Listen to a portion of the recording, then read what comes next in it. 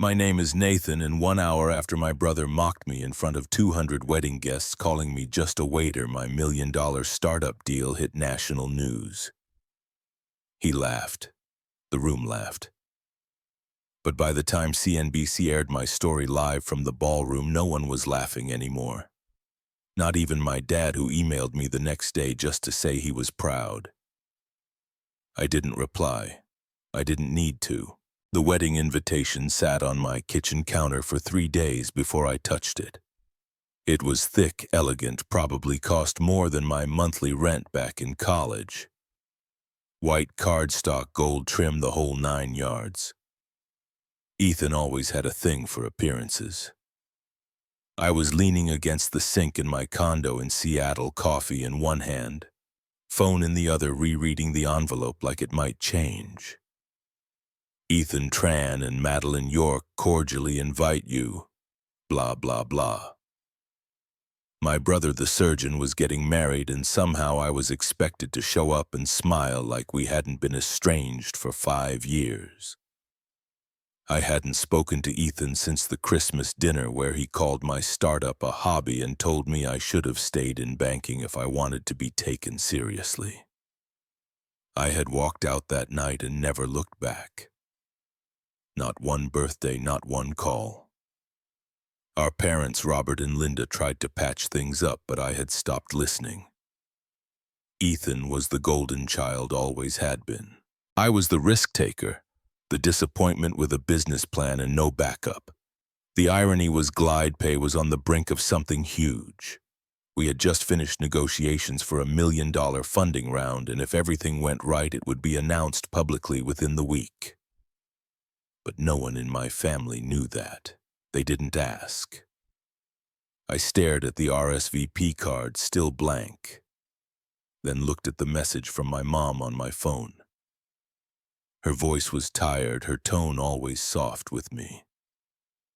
"Nathan, please come. I want both my sons there. Don't make this harder." I sighed, finishing the last sip of my coffee.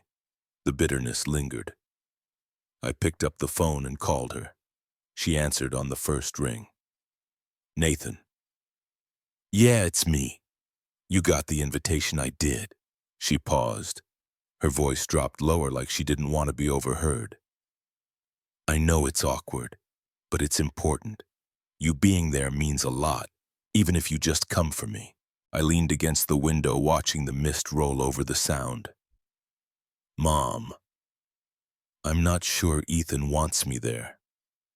"Maybe not, but I do, and you're his brother. People will talk if you're not there." Of course, the Tran family image. It always came back to that. I thought about it. I thought about showing up just as I was.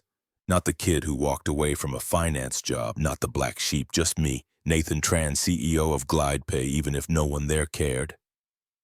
"I'll think about it," I said. She didn't push. She never did. "All right, just let me know." And Nathan, yeah. Bring a suit. Something sharp. You never know who you'll run into. I smiled just barely. Got it.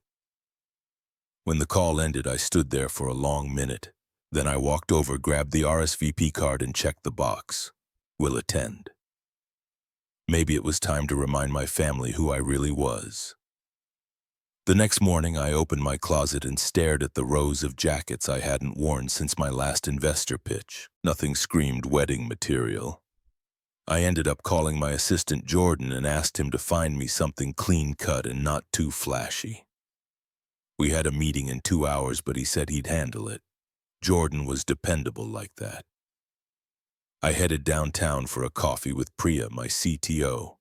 We had been grinding away at GlidePay for over 2 years, and the last 6 months had been a whirlwind. Late nights, pitch decks, code fixes, stress-eating tacos at midnight. We had finally locked in Caleb Morris, the angel investor who could shift everything for us. I told her about the wedding. She raised an eyebrow. "Are you really going?" "Looks like it. You sure that's a good idea?" "Probably not. But I think I need to. Not for Ethan. For me." She nodded, then grinned.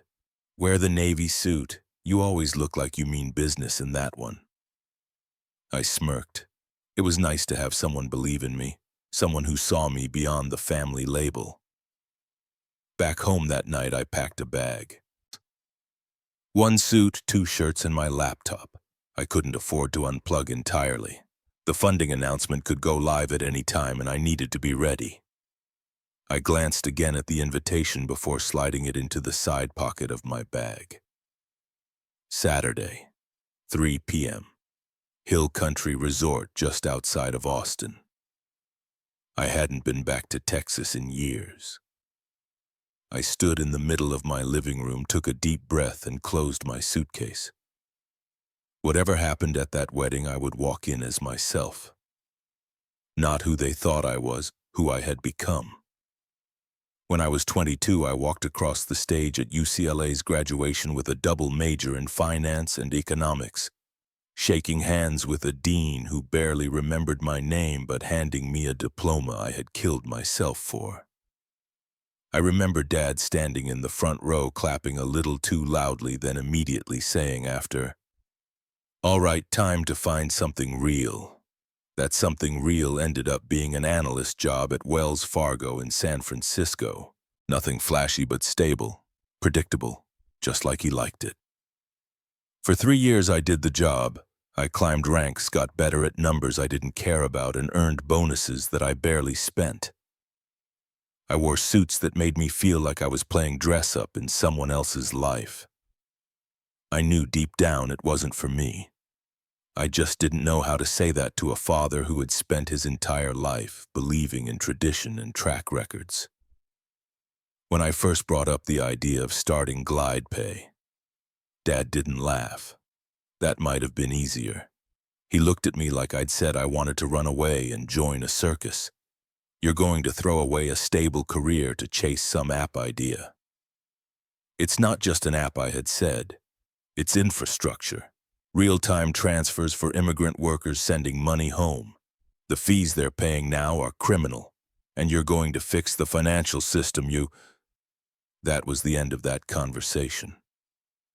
2 weeks later, I handed in my resignation, moved into a tiny shared apartment in Oakland, ate a lot of ramen, built the MVP of GlidePay on a second-hand laptop and endless cups of gas station coffee. Ethan came to visit once. He looked around at the cramped space, the wires, the whiteboard full of flowcharts, and said, "So this is what rock bottom looks like." After that, I stopped answering his texts.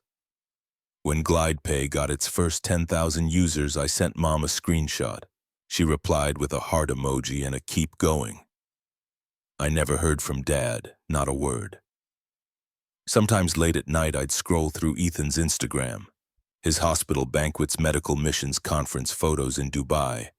Hundreds of likes, endless comments from proud family friends. Meanwhile, I was patching server issues at 3 a.m. and scraping together pitch decks while my co-founder crashed on my couch.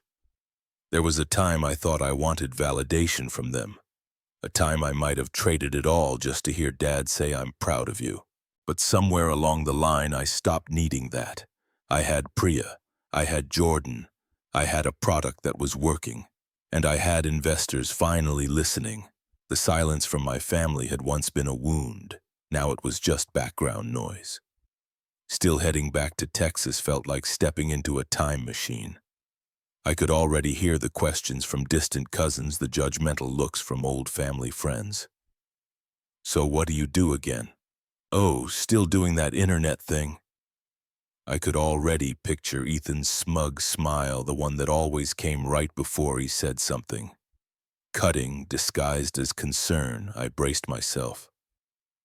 But this time I wasn't the same kid who walked away from a corporate desk with nothing but ambition. This time I had proof, I had numbers, I had traction. This time I wasn't looking for their approval. I was walking in as myself, and that was finally enough. The air in Austin was warmer than I remembered. Hill country spread out in rolling green waves, polished and ready for celebration. I took a car straight from the airport to a modest hotel on the edge of town. No way was I staying at the wedding resort itself. Too close, too risky. My suit hung crisp on the back of the door as I showered, trimmed the edge of my beard, and made sure the sleeves of my shirt were pressed just right. The gray two-piece was simple, nothing loud. I didn't need flash, just presence. After I slipped on my shoes and checked myself one last time in the mirror, I grabbed my phone. No new messages. Jordan had sent a thumbs up earlier that morning.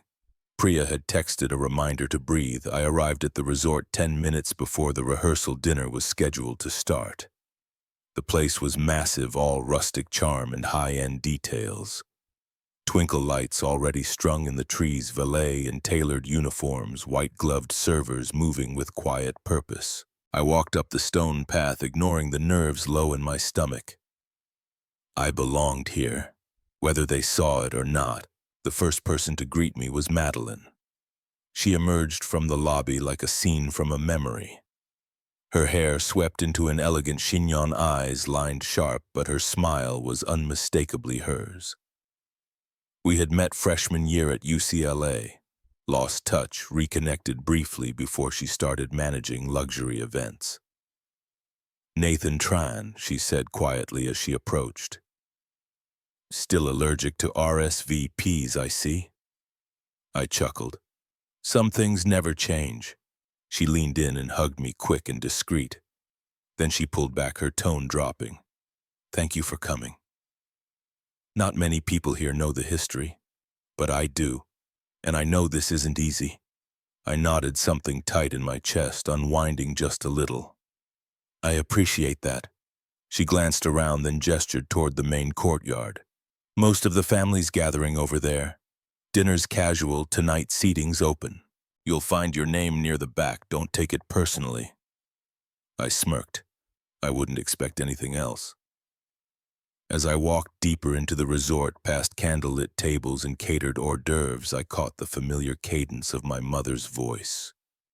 Somewhere to the left. I didn't stop. I wasn't ready yet. Then I saw Ethan. He was dressed like a GQ cover, all crisp lines and confident posture. A crowd of friends surrounded him, drinks in hand. His laughter rose above theirs, and as if scripted, his eyes caught mine. "Well, look who made it," he said, loud enough for half the patio to hear. "The prodigal app developer himself." I stopped, keeping my face still.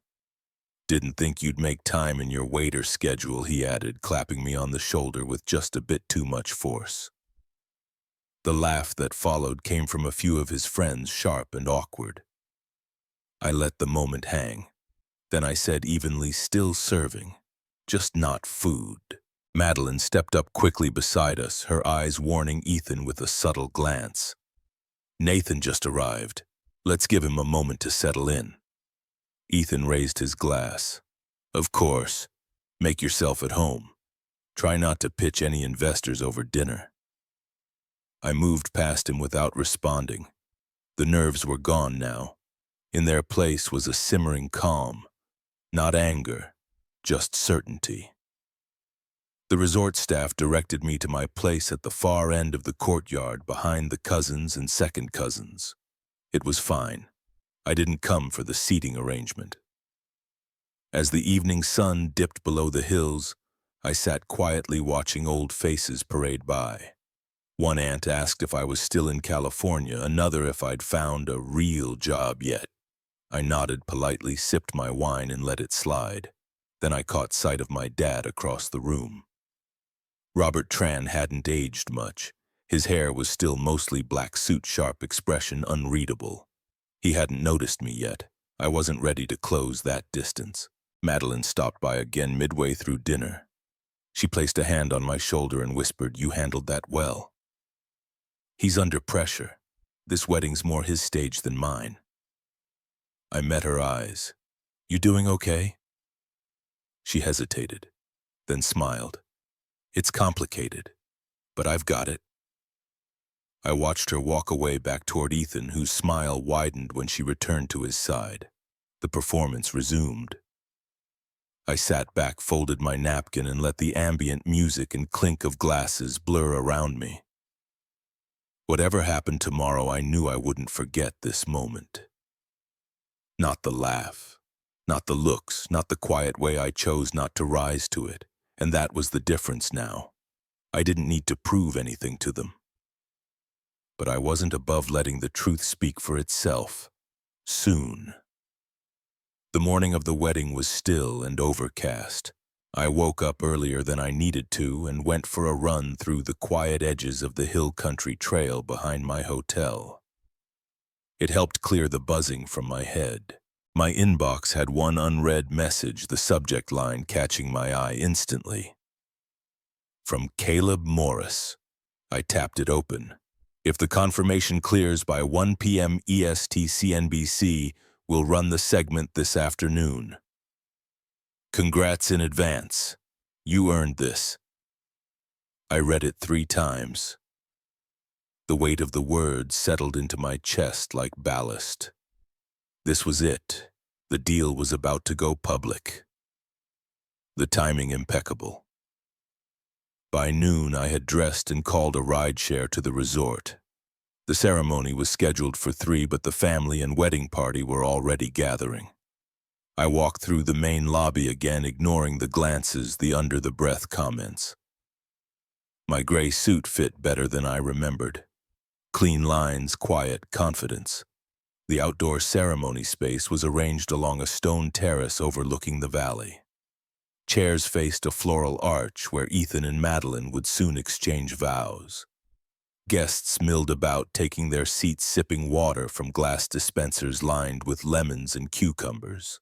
I took a seat near the back, alone. That suited me fine.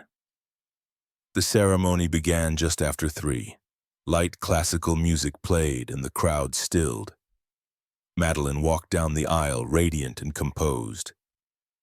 Ethan stood waiting, looking the part of a magazine groom. I watched, not with envy, but with a strange kind of detachment, like I was observing a show I'd already read the script for. They exchanged vows. There were tears, laughter, applause. When it was over, they kissed and recessed down the aisle to cheers. A photographer trailed them, capturing every practiced smile. The cocktail hour passed in a blur. I kept to the edges, nodding politely, answering the occasional small talk with a smile and vague answers. No one seemed to dig too deep, or maybe they already thought they knew my story. Then came the reception. Dinner was served in the grand ballroom of the resort, a massive space lined with chandeliers and flower arrangements that probably cost more than my first car. I was seated at a table with some distant cousins and 2 guests I didn't recognize. They talked about real estate, golf, and the latest hospital expansion Ethan was leading. I checked my phone once under the table. No new email from Caleb. Not yet. Then Ethan took the microphone. He stood beside Madeline at the front of the room, the spotlight casting sharp lines across his jaw. His voice was smooth, practiced. "Thank you all for being here," he began. "It means the world to Madeline and me to be surrounded by the people we love." Polite applause followed. "I want to take a moment to thank our amazing families. My beautiful bride, of course, and my parents who have always supported our dreams. And let's not forget the rest of the crew." He grinned, turning slightly to scan the tables. "We've got a doctor, a brilliant event planner, and even someone brave enough to leave the world of finance to become a full-time waiter." Laughter erupted around the room, foolhardy, unfiltered. I sat still, one hand around my water glass. My jaw didn't move, neither did my smile. I let the echo of the laughter pass over me like a tide. Ethan didn't look at me directly, but he didn't have to. The jab landed exactly where he wanted. I could feel eyes on me, curious, amused, a few confused. I slowly took a sip of water, then set the glass back down. In my chest, something burned. Not rage, not even embarrassment, just resolve. He was still the same, still needed to win the room, still needed to feel bigger by making someone else feel smaller. I tapped the side of my phone screen, checking it discreetly. One new email. Subject line, CNBC confirmed. Live at 4 p.m. EST. I inhaled once through my nose. The quiet surge of vindication was electric. Not yet, I told myself, but soon. I folded my napkin into my lap again, looked up at Ethan, and raised my glass politely from across the room. He didn't notice, but Madeline did. Her eyes met mine for half a second, and she looked away just as quickly. The next course arrived. I picked up my fork. It was going to be a long dinner, but I had time. Somewhere between the main course and the champagne toast, I saw him. Kyle Jennings, dressed in a charcoal blazer, hair slightly tousled, phone in hand. He wasn't talking much, just observing. He stood near the bar, sipping something dark, probably whiskey. I hadn't seen him in years, not since he exploded on the financial blogging scene. We'd met briefly through a college alumni mixer in San Francisco back when GlidePay was just an idea on my whiteboard. Now his blog MarketMouth had millions of readers and a loyal following that treated his posts like gospel. If anyone in this room would recognize a setup disguised as a joke, it would be him. His eyes locked onto mine for just a second, and I could tell. He'd seen the moment. Ethan's digged the laughter, my silence. Kyle's phone hovered briefly, the camera barely visible, then dropped back to his side. I watched him type something, then slip away through the side exit. I didn't chase him. I thought about it. For a full minute, I imagined pulling him aside and saying, "Don't write about this. It's a family thing. It'll blow over." But then I thought about what Ethan said, about the way everyone laughed, the assumptions, the silence afterward. Maybe some things didn't need my protection.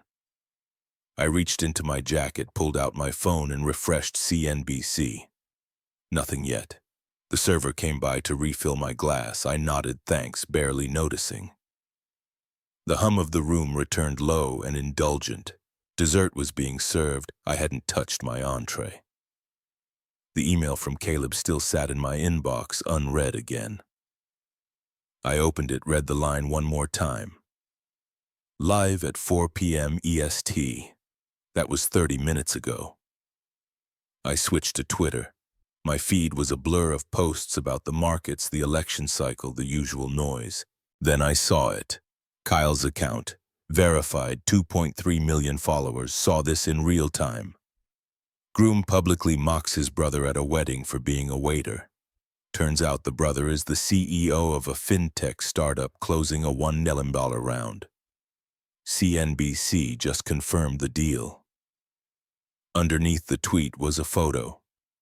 Me sitting at the dinner table holding my glass, mid-lift, face neutral, surrounded by people laughing. I stared at it. Then I refreshed again. 50 retweets, 200, 1,000, 5,000 likes.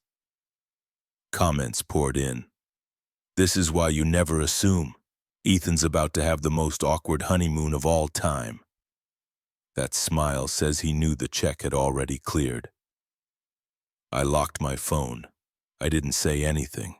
Didn't show the tweet to anyone. I just let it breathe. Let the truth expand the way it always does when no one gets in its way. Across the room, Ethan was holding court at the sweetheart table, wine glass in one hand, gesturing through some elaborate story. Madeline smiled politely. Her eyes flicked to me again briefly, but this time there was something different in them. Like she knew something had shifted. The lights dimmed slightly as the band returned for their second set. People began migrating toward the dance floor. I stayed seated, tapping my phone one more time.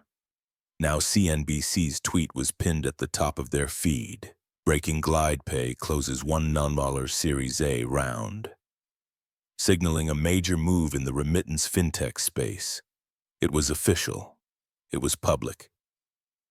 I looked down at my plate, then up at the chandelier sparkling above. They didn't know yet, not all of them, but they would. The ripple didn't take long to hit the shore. 15 minutes after CNBC's tweet went live, the atmosphere shifted. Conversations grew quieter, glances grew sharper. Someone 2 tables over pulled out their phone, tilted it discreetly toward another guest. Whispered words, raised brows. Madeline was the first to approach me. Her expression was pale but focused, her dress flowing behind her like a shadow of urgency. "Nathan," she said under her breath. "CNBC just called me. They asked for comment. They said there's a photo circulating from the dinner. They want to confirm if it's you." "It is," I said simply. She nodded, brushing a hand through her hair, her voice more frantic now. "Kyle posted it. They traced it to him and tracked it back here. You're on Market Mouth. And now?" Everything's everywhere. I didn't need to check again. I could feel it. The temperature of the room had changed, not physically but socially, like an invisible spotlight had shifted. Ethan was nearby, deep in conversation with someone, until Madeline stepped back toward his side and whispered something in his ear. He turned quickly, eyes scanning the room until they found me. For the first time all weekend, he looked unsure. Robert and Linda were seated closer to the front. I watched as one of my uncles leaned toward them, showing something on his phone. My mother's mouth parted slightly. My father straightened in his chair. They hadn't seen the tweet yet, but they were about to. A few of Ethan's colleagues began murmuring among themselves.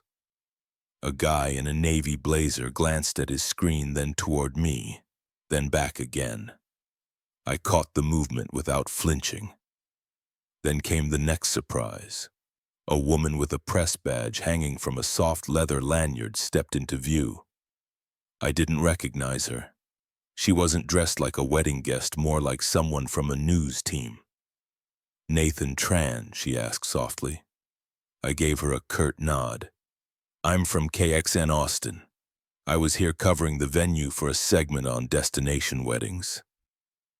I wasn't planning to report anything personal, but now this is national.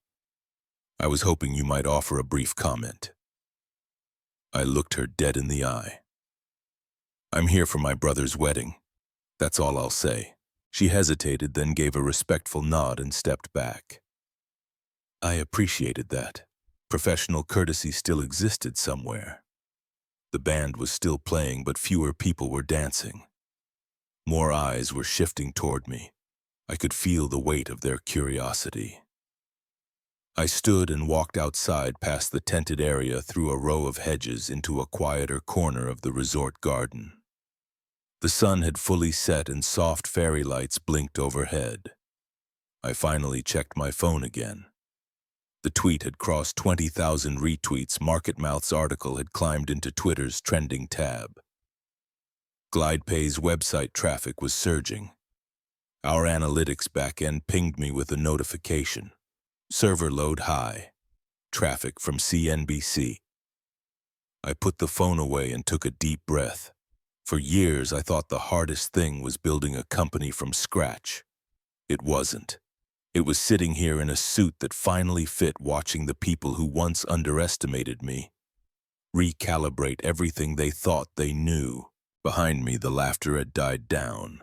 The band switched to a slower tune. I heard someone call my name from a distance, but I didn't turn around. This wasn't about proving anything. It was about letting the moment be what it was: unavoidable, unmistakable, and irreversible. I walked back into the ballroom to find the tempo even slower than when I left. The music was background now, not center stage. Conversations had become cautious. Some eyes followed me, but most quickly looked away when I met their gaze. I made my way toward the dessert table, more out of habit than hunger. My phone buzzed. One new message: Nicole Rivers. I didn't need to open it to feel the blood rush back to my temples. I hadn't heard from her in months. Not since our last legal hearing. Still there it was, her name glowing on the screen like a warning light. I tapped it open. I know your game. Don't think winning one round means you've won the war. No signature, no emojis, just cold precision. Nicole had once been a partner in a think tank where GlidePay was first sketched out. She'd stolen early prototypes, pitched them to VCs behind my back, and formed a rival company 2 quarters before we could launch. I had fought her in court ever since. We had evidence. We had timestamps. We had sworn statements. But Nicole had money reach and no shortage of legal muscle. I forwarded the message to Mason Lee, my attorney, without comment. Less than a minute later, he replied, "I'll handle media. You focus. Hearing next week. Stay quiet until then." I turned the phone off this time. No vibrations, no distractions. Back inside, the ballroom had become a murmur chamber. I passed by 2 guests, one of whom clearly said my name. The other responded with a look that blended curiosity and doubt. My father stood near the bar, glass in hand, talking to someone I didn't recognize. When he saw me, he paused as if trying to decide whether to speak. He didn't. I didn't either. I found my seat again, but didn't sit.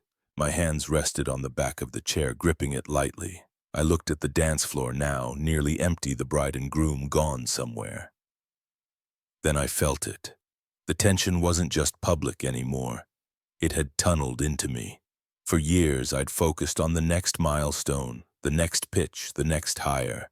I'd built GlidePay on borrowed time and bruised pride. Now it was public, real, but not safe, not yet. Nicole wasn't just a threat. She was a test of how much I could handle, of how long I could hold. The music shifted again, something upbeat this time, but hollow, like someone trying to pretend the room wasn't full of whispers. I stepped away from the table and walked outside again. The air was cooler now, the garden quieter. I took out my phone, stared at the black screen for a moment, and slipped it back into my pocket without turning it on. This wasn't over, but neither was I. I had just stepped back into the hallway outside the ballroom when the first ping came in, then another and another. By the time I pulled my phone from my pocket again, the screen was flooded. It was 5:45 p.m. Caleb had gone live. Breaking: GlidePay receives $1 million Series A investment from investor Caleb Morris, CNBC reported. The article was already trending, and 2 minutes later it hit television. The resort staff had mounted flat screens throughout the venue. One was in the lobby just outside the reception hall. A concierge, clearly aware of what was unfolding, turned the volume up. The anchor's voice cut through the soft chatter of guests walking in and out. A new player in the fintech remittance space, GlidePay announced a $1 million Series A investment, led by angel investor Caleb Morris. The company, founded by former UCLA grad Nathan Tran, is quickly becoming one of the most talked about startups this quarter. A large photo of me filled the screen. A shot from our last product demo in San Francisco, clean-cut, confident speaking on stage with our app projected behind me. The room went silent. Guests walking through stopped in their tracks. Some clutched wine glasses, some leaned closer to the screen. Even those who had been laughing an hour earlier now looked like statues. I didn't move. I felt the weight of 100 eyes shift again. Not with judgment this time, with surprise, with recalculation. Inside the ballroom, someone had apparently brought the broadcast up on their phone and connected it to the portable speaker system. The news filled the reception, echoing through the space where music had just been.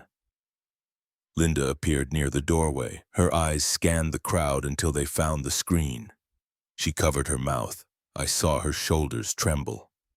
Robert stood behind her, arms crossed, his face unreadable. But he didn't walk away. Ethan was at the sweetheart table, the best man by his side, both of them staring toward the door. Ethan's expression twisted into something between disbelief and embarrassment. He didn't say a word, Madeline was across the room. She looked over, caught my gaze, and gave the slightest nod.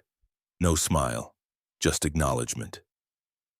I took a step forward into the lobby just as the camera cut to a chart showing GlidePay's recent growth metrics, transaction volumes, and international adoption. It was everything we'd worked for compressed into 60 seconds of clean, compelling television. I stood there in the middle of the resort watching a version of myself be explained to people who thought they already knew who I was, and I said nothing. I didn't need to. Let the network talk, let the numbers speak, let the moment be enough. Madeline was the first to reach me. She didn't say anything at first, just pulled me into a hug that caught me off guard. For a moment I stood there stiff, unsure. Then I let my arms wrap around her. "That was beautiful," she whispered. I nodded, still watching the screen from over her shoulder. The anchor had moved on to other market news, but the headline remained at the bottom of the screen. I didn't feel triumphant. I felt still, balanced, like something that had tilted for too long had finally settled. Kyle Jennings approached a second later. His stride was calm, confident, as if he knew this was coming all along. "You just proved what so many of us in my generation are trying to show," he said. "That your value isn't in your title. It's in what you build, what you risk, what you endure." "Thanks," I said quietly. "I appreciate that." He gave me a short, respectful nod and stepped aside. Then others began to drift over. A couple of guests I didn't know. One woman who'd laughed loudly at Ethan's joke earlier. "I'm so sorry," she said. "That was really uncalled for." Another man added, "I didn't realize you were, well, that you'd built something so impactful." "It's all right," I said. "You didn't have to." Each apology came with a mixture of guilt and awkward admiration. I didn't hold it against them. They weren't my target. They were just reflections of a culture quick to judge and slow to listen. I turned as Ethan approached. His hands were tucked into his pockets, and he looked like someone who'd lost control of a narrative he thought was his to command. "Nathan," he started, then hesitated. I didn't mean that joke the way it came off. I studied him. The older brother who always walked 2 steps ahead. The son who had the approval I never chased hard enough to win. "You've always been great at what you do," I said. "Truly." He blinked. "Thanks, so am I. The only difference is I never needed anyone to say it for me to believe it." He looked down. That one landed. But I didn't say it with bitterness, just clarity. Madeline gave my arm a light squeeze, and I turned back toward the ballroom. The music had resumed softer now. Less for show, more for rhythm. There were still a few hours left in the night. But for the first time since I arrived, I felt no need to leave. Let them talk. Let them adjust. I wasn't a waiter. I was the one who set the table. The night air had cooled, and I slipped out of the resort without another word. No final handshakes, no last glances. I walked past the line of parked cars and called a rideshare to my hotel. The glow of the headlines still followed me, pinging my phone as we pulled away from the venue. In the quiet of the ride, I declined 2 interview requests, one from CNBC and another from a tech podcast I'd once pitched to, with no response. Now they wanted an exclusive. I closed the notifications. Tonight wasn't for the press. At the hotel, I let the door shut softly behind me, kicked off my shoes, sat in silence. The news cycle didn't stop. GlidePay's app was trending on the App Store. Our social channels were overflowing. Screenshots of the segment from the wedding were everywhere. Hashtags exploded. Mercier from waiter to winner, hashtag GlidePay boss. I didn't respond to any of it. In the morning, I checked the analytics. Daily active users up 340%. Transaction volume doubled overnight. Customer service tickets increased, but most were congratulatory messages or new partner inquiries. Then came the next notification. Nicole Rivers had been subpoenaed. Not just for our lawsuit, but for a federal investigation into corporate espionage and IP theft. Apparently another former employee had come forward. The DOJ was involved. I forwarded the notice to Mason. He replied in under 5 minutes. This might be it. A few minutes later, a new ping. Ethan had posted an apology on his Instagram. A black and white photo of us as kids captioned with a note about regret, pride, and how families grow apart before they find their way back. He had turned off comments. Then one more message. Email from Robert, subject line, "No excuses, body." I was wrong. You did something I never could. You made something from nothing, and you didn't let anyone stop you. I don't know how to say this out loud, but I'm proud of you. I read it twice, maybe 3 times, then I deleted it. Not out of anger, not even pain. I just didn't need it. Not anymore. I leaned back in my chair, opened the GlidePay dashboard, and watched the numbers climb. This wasn't about proving anything to anyone anymore. This was mine now, and that was enough. I returned to the office the next day, not through the front door, not with cameras waiting, but through the side entrance, just as I always had. The team was already buzzing. Someone had brought donuts. Someone else had hung a cheap banner that read 1 million strong in glitter glue. It was crooked and perfect. When I stepped in, the clapping started. Not thunderous, not staged, just real. A rhythm of hands and grins and relief. Mara, our product lead, hugged me first. Then Chris from marketing handed me a coffee. My desk had a note stuck to the monitor.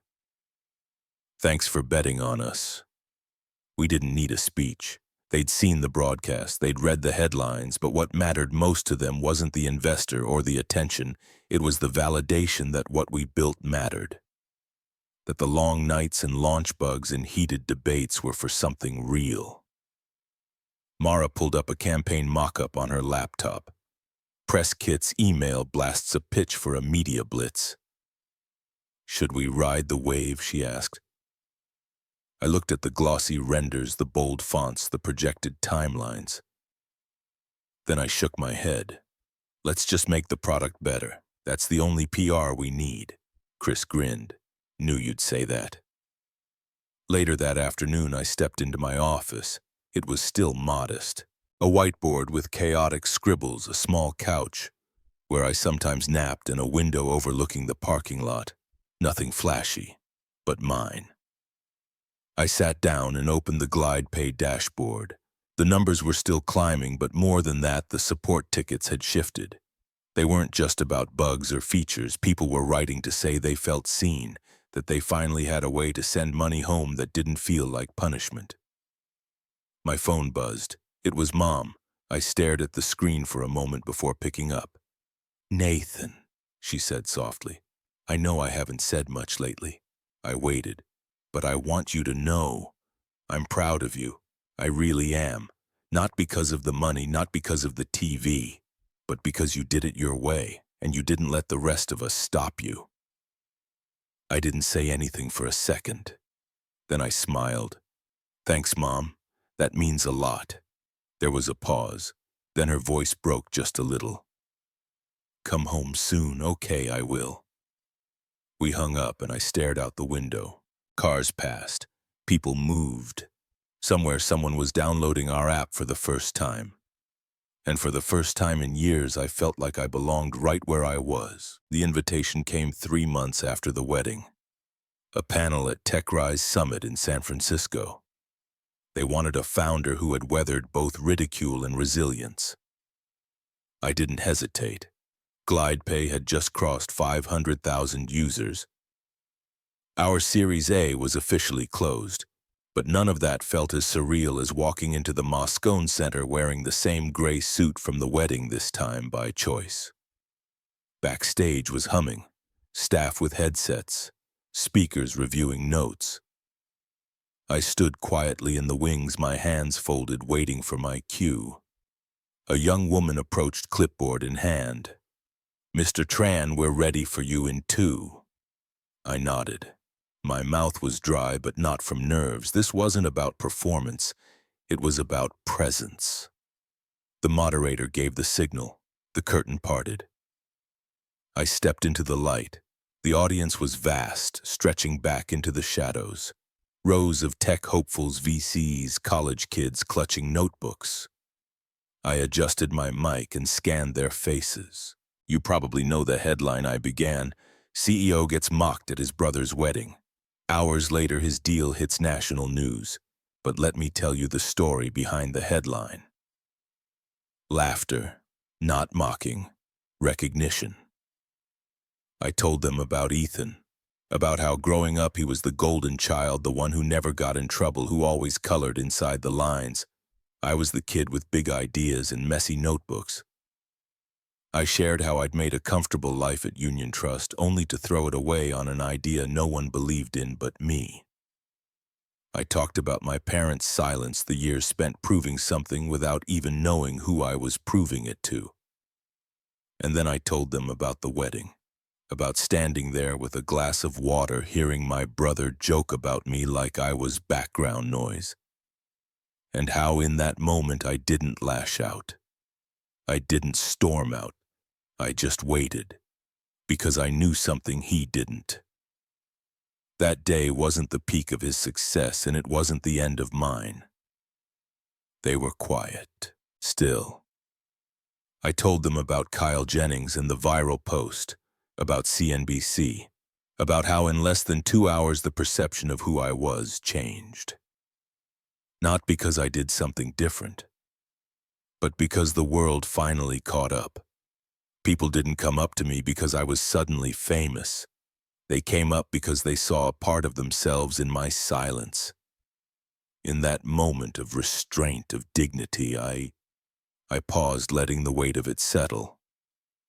The truth is, success doesn't look like a trophy or a headline. It looks like waking up and doing the hard thing again and again, even when no one claps.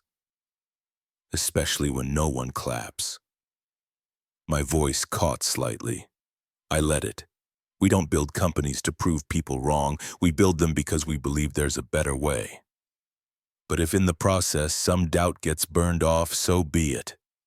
There was a ripple of laughter, one of empathy. I ended with this. My brother called me a waiter. Maybe he thought I was serving tables, but I was setting one, and I built it from the ground up. So the next time someone doubts you, let them. Smile, work, build, and when it's your time, you won't need to say a word. They'll already know. The room erupted. Not wild applause, but something heavier, lasting. The kind of clapping that says, I've been there. I hear you. Thank you. Afterward, in the green room, I sat alone for a few minutes staring at my phone. A text from Linda. Just 2 words. Proud. Always. I didn't reply. I didn't need to. Outside, reporters were waiting. Cameras, lights. I walked past them, not avoiding, just uninterested. My team was waiting at a nearby restaurant. There was work to do. Before I reached the car, someone called out. Mr. Tran, one quick question. How did it feel to be laughed at in front of your whole family? I turned, smiled. It felt like the beginning. And if you're someone who's ever been overlooked, mocked, underestimated, don't waste time arguing. Let your work speak. Let your actions echo. Let your results roar. Thanks for listening. If this story reminded you of your own, stay with us. This is just one voice, but there are many more waiting to be heard.